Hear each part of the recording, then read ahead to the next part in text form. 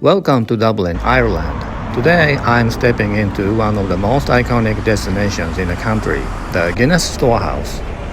Whether you're a beer lover or just curious about Irish history and culture, this place is a must-see.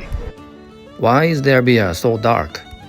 Do you know what the trademark above the letters stand for? You will know after this tour. Let's take a walk inside. Located in the heart of the St. James Gate Brewery, the Storehouse is a 7-story immersive experience dedicated to the history and craft of Guinness beer. You're very welcome. First of all, we don't take cash, only cards. Okay, no problem. Just Yeah. where are you from? From where? Japan. Japan. Yes. I just only self-guide. Self-guided, one self-guided tour. Yeah. So this gives you access to the whole building.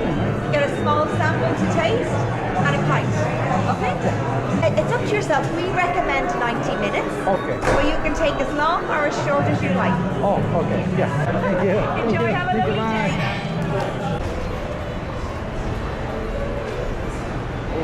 A small introduction by staff. The paper under the floor is the original lease contract signed in 1759 by Arthur Guinness, the founder of this beer factory. The agreement with the landlord was valid for 9,000 years. So, how much was Guinness paying every year for the asset lease? Believe it or not, it was just £45 in the modern value. Wow. Guinness bought out the property later on. Now, let's begin the tour. The tour starts with the 4 key ingredients that make up Guinness, that are barley, water, hops, and yeast.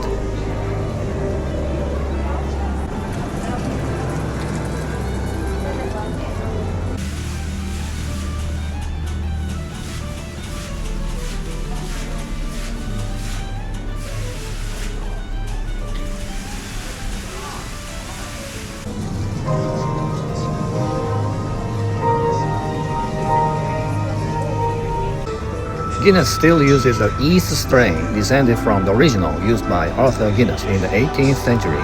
That strain provides subtle fruity esters.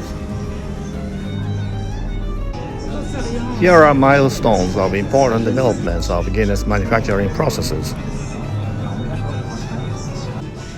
Guinness is famous for using a nitrogen and carbon dioxide blend in its kegs and cans.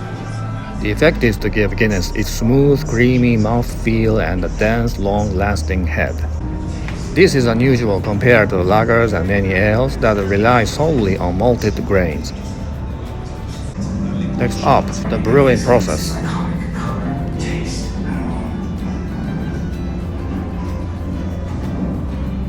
Guinness uses unmalted roasted barley that is heated up to 232 degrees Celsius, which gives its signature dark color, dryness, and slightly burnt coffee and chocolate flavor. Here at St. James's Gate, we've been working with Irish Barley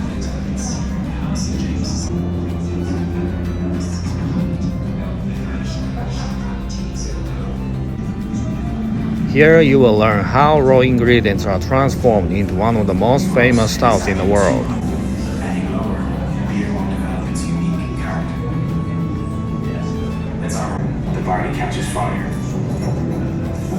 Adding lower, the beer won't develop its unique character. In making beer, a process called saccharification is necessary. When crushed malt is put into hot water and simmers over low heat for about an hour while stirring, the malt starch that dissolves in the hot water is converted into sugar by the malt's enzymes. Then, just wait for maturation. 300 million bubbles are in each pint of their dark beer, which makes Guinness hoppy.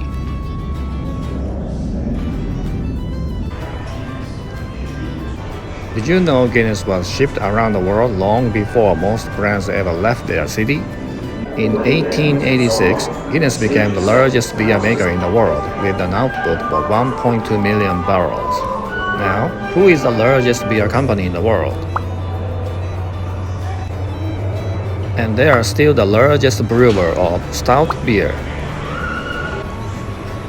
Head over to the tasting room for a mini sensory experience of their roasted barley aroma. Okay, they're not natural ingredients, they're a byproduct of the fermentation process. Okay, a beautiful glass, just like this one here. How beautiful is that? Despite its strong and rich taste, a regular pint of Guinness Draught has a relatively low ABV alcohol by volume of 4.2%. That is lower than many craft IPAs or lagers. Probably Arthur Guinness was lived in a very similar place or had a room that was very similar. Here is Arthur Guinness, the founder of this company. Cheers! This room is we're gonna do a little tasting. Yeah, everybody gets a little bit say different taste. The foam is more of a bitter taste. Thank you, folks.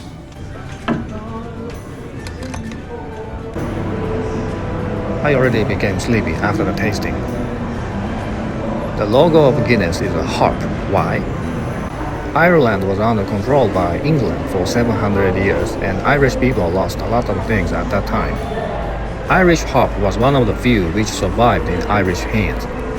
The harp exhibited in this advertising gallery is called Downhill Harp, crafted in 1702.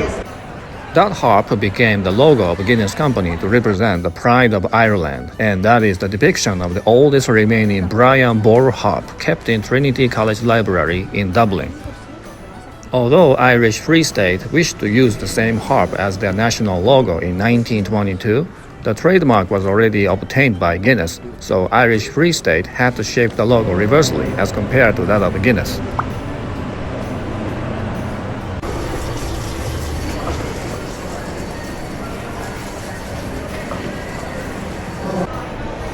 Let's head for a pint of beer. But this floor is for Guinness Academy, where you can learn how to pour a perfect pint. After you finish the training, a certificate is given to you. That lesson is not included in my ticket.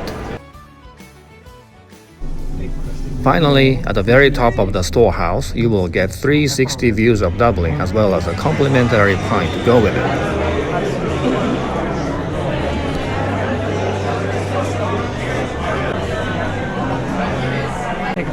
Guinness is traditionally applying two-part pour.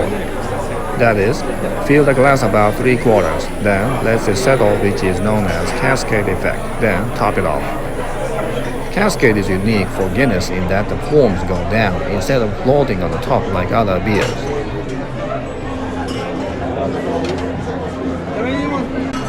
Barley, water, hops, and yeast. It's simple on paper, but there's over 260 years of brewing expertise behind every pint.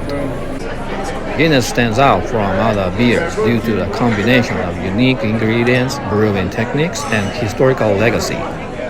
Brewed at Street James Gate in Dublin since 1759, it retains cultural status and royalty to Ireland, symbolizing themselves as an Irish identity.